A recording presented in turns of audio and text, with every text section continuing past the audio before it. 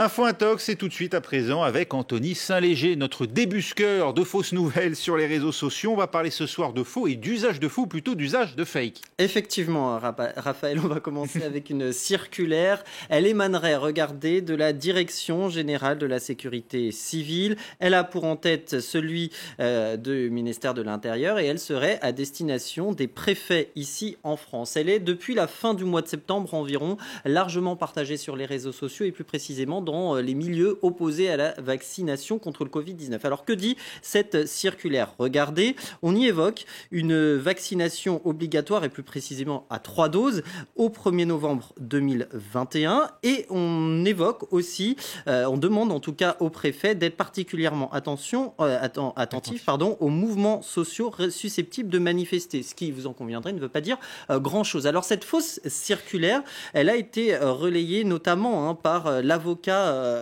Brusa Carlo Alberto, président de l'association Réaction 19, qui est l'une des têtes d'affiche des antivax et des antipasses sanitaires. Mais ce qui doit interpeller, c'est d'abord sur le fond, puisque on le voit, on parle de haut commissaire au plan, sauf que le haut commissaire au plan n'a aucune autorité sur les préfets et comme son nom l'indique, coordonne plutôt des travaux de planification et propose des pistes de réflexion. Ensuite, sur le plan plutôt formel, il y a cette note d'information qui ne répond pas du tout à la charte graphique que met en place l'État pour répondre à ces courriers. On le voit par exemple ici un exemple et le texte tout bêtement ne doit pas être en justifié. Et d'ailleurs sur la forme toujours on peut s'apercevoir que le logo utilisé n'est pas le bon puisque celui-ci c'est celui qui est en vigueur actuellement contrairement à celui-ci ici qui était sur la circulaire. Alors cette circulaire, c'est en fait un copier-coller d'une circulaire plus ancienne. Effectivement, c'est une grossière copie même de ce qui a déjà circulé il y a un an. On est en octobre 2020 et à l'époque, on évoque un troisième confinement à l'époque, donc pour le 12 mars 2021.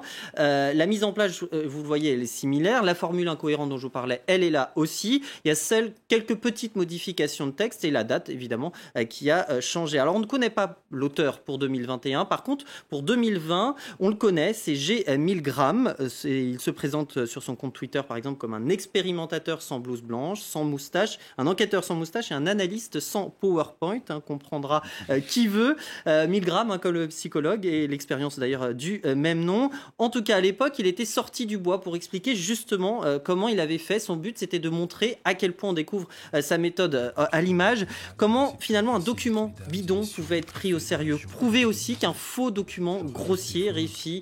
Comment il réussit à se propager sur les réseaux sociaux quand le contexte est favorable, en l'occurrence évidemment la peur liée à l'épidémie. Et il a même évoqué une petite touche personnelle. Écoutez. Je décide d'ajouter une petite marque très discrète, histoire d'incruster la preuve que c'est bien moi qui ai fabriqué ce document. Voilà ce que je décide d'insérer dans le document. C'est du morse, et ça signifie faux. Je le place discrètement entre le drapeau et le ministère de l'Intérieur. Je baisse son opacité, histoire que ce soit vraiment très discret.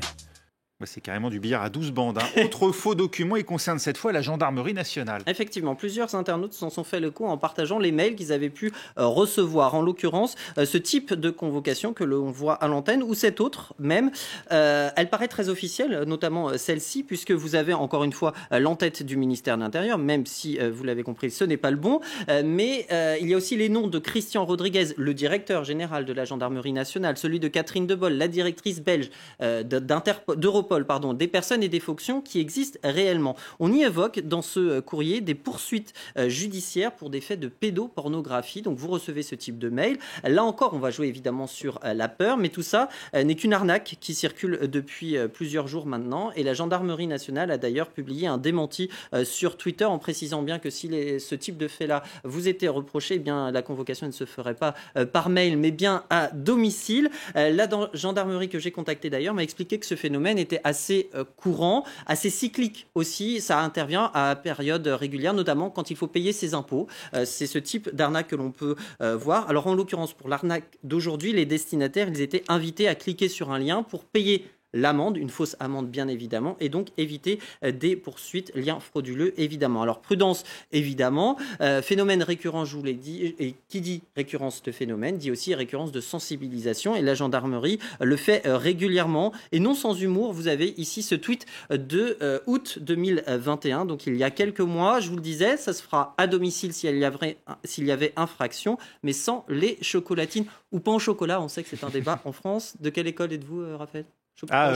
Chocolatine, c'est sud-ouest, hein, c'est Bordeaux, non? Oui, plutôt. Ouais. Moi, je suis plutôt pain au chocolat. On est plutôt pain au chocolat. C'est l'Américorée aussi qui parfois réveille à 6h du matin. Merci beaucoup, Anthony Saint-Léger, Info, Intox, comme chaque jour avec Anthony, notre débusqueur de fausses informations.